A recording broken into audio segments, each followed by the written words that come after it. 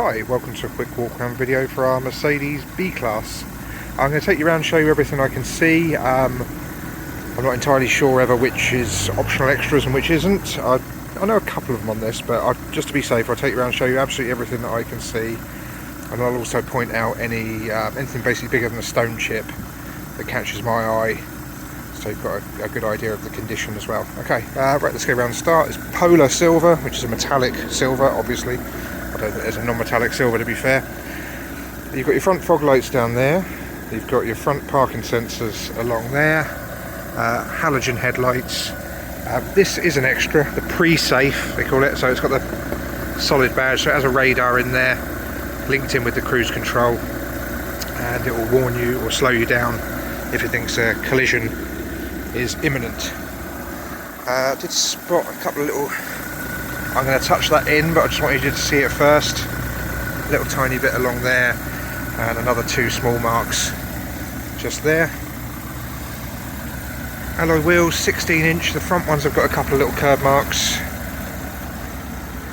Indicators built into the wing mirrors here. The colour match is all good, the gaps are all good, and it's HPI clear, so I don't think there's been any major incidents. Definitely nothing that I can see. Looks like it's had a dent removal done there. Obviously a hard place to do it, so it hasn't come out absolutely perfect. You can see it if you get close.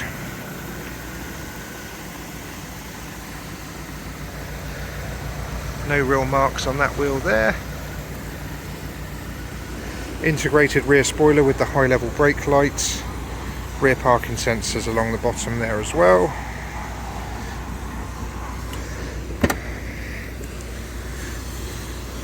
I don't think there's a reverse camera, no, can't see one there. Oh, hang on, I've got the seats down. I've moved a car part around this morning and I forgot to put these back up before doing the video. Let me do that right now.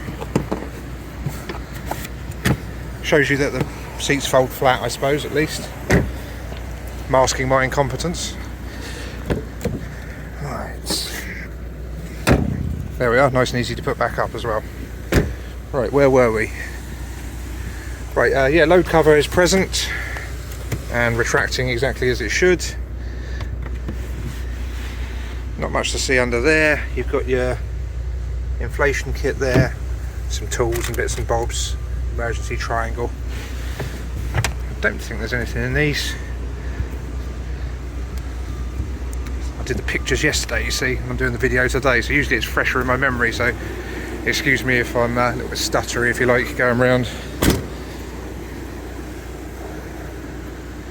Weather keeps playing havoc with my advertising plans.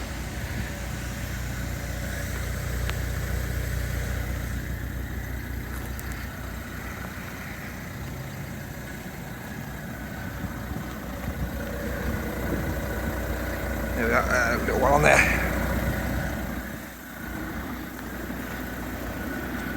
Got a rain sensor up there for the wipers. The roof's all good, no dents or anything. Right, that is the outside cupboard. Gone into the... There, that's better, that's easier to see, isn't it? Must have tapped the camera when I was doing the seats. Right, we'll head inside now. Electric windows in the back, of course. Your child locks are just on the side there. That sort of black and grey cloth mix. 3 headrests along the back. Isofix points for the 2 outer rear seats, but not for the middle one. You've got some airbags up there. That is a visual aid for the rear parking sensors as well. You can see it obviously from the rear view mirror when you're backing up.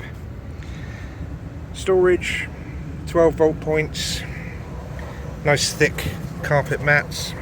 The full set of those is present, are present.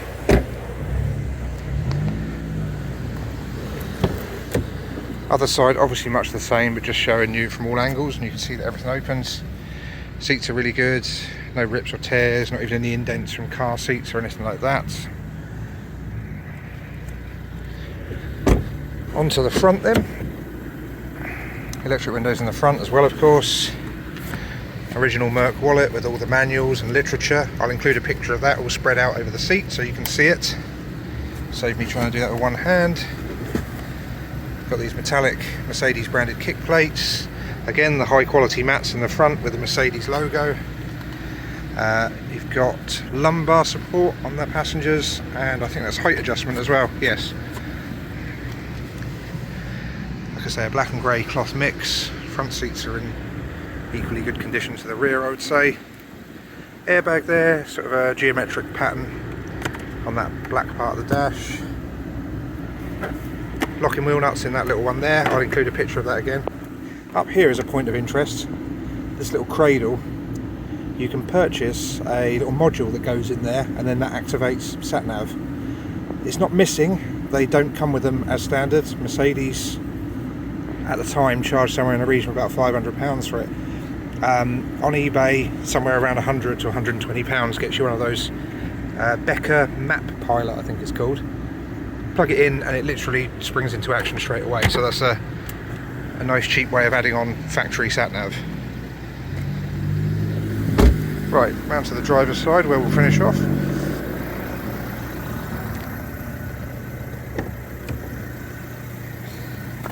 Electrically adjustable mirrors, not power folding. The button in the middle would be in use if they were the power folding type.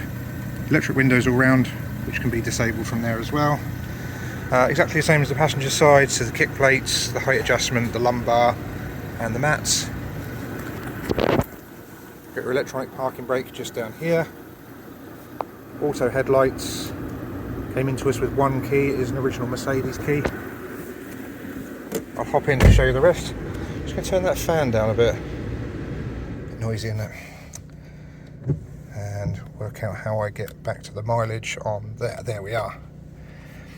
74,650 is the miles. There's even a reasonable bit of fuel in there, like nearly half a tank, which is rare for a trade car. It's got the American style column shift. So park is on the end there, then you just move it up for reverse and down for drive. Sounds a bit unusual, but it's actually really very practical once you start using it. You've got your wipers and indicators over here on this one, cruise control down here. Then you've got this sort of sports multi-function steering wheel, flappy paddles on the back for the gear change, onboard computer here, audio here. Didn't actually try the speech one, see if that's that way. Look, that links in with the navigation module.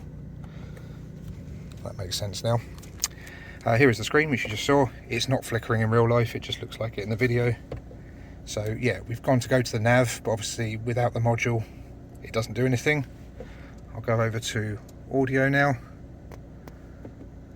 I believe it's just FM and AM.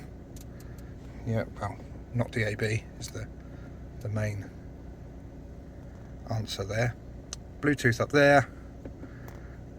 And then that's where you can connect your devices and your telephone and all that sort of stuff. Yeah, that's about that, isn't it? Don't think there's much else to show you on there.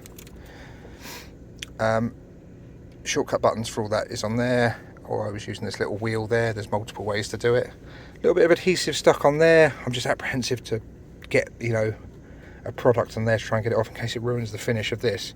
Not my area of expertise. I'm sure it'll come off by someone that knows what they're doing, but I don't want to risk making all this go grey or something. There's your different driving modes, which are represented on the bottom right there of the little digital readout. Economy, sports and manual. Eco button, turn your parking sensors off. Here's your aircon, 12 volt point with definitely not an ashtray. Definitely not an ashtray again. Cup holders, the little wheel that I just showed you I was scrolling through the menus with. Armrest, that pops up. I think there's some inputs in there. Yeah, there's a USB input there. Look. We've got airbags up here. We've got illuminated vanity mirrors, your interior lighting, your little modes to put it in if you're being towed or if you want to turn the interior alarm off. And then I can never tell, it's a very chunky rear view mirror, so I assume that's an auto dimming one. But I'm not very good at telling with those. And there we are, that's everything I can spot on the vehicle. If I've missed something that you're hoping to see demonstrated, please do give us a shout and I'll pop out and check for you straight away. I include as many pictures as possible of the interior, the exterior and the paperwork. The idea, paired with these narrated walk around videos, is to give you a genuine idea of what the car's really like. They are all used cars. There is always bits to point out, so we try and make this as realistic as possible. It's something we started doing during lockdown, when we had to deliver the cars, but it's something we've kept, and we still do a lot of business via delivery. So if you're happy with what you've seen here, phone us up, have a quick chat, leave us a small deposit, and we'll run the vehicle over to you. If you're unhappy with anything, you just reject it. It's really simple. We can explain it in more detail though if you give us a bell. Obviously, we are still here in the traditional sense as well.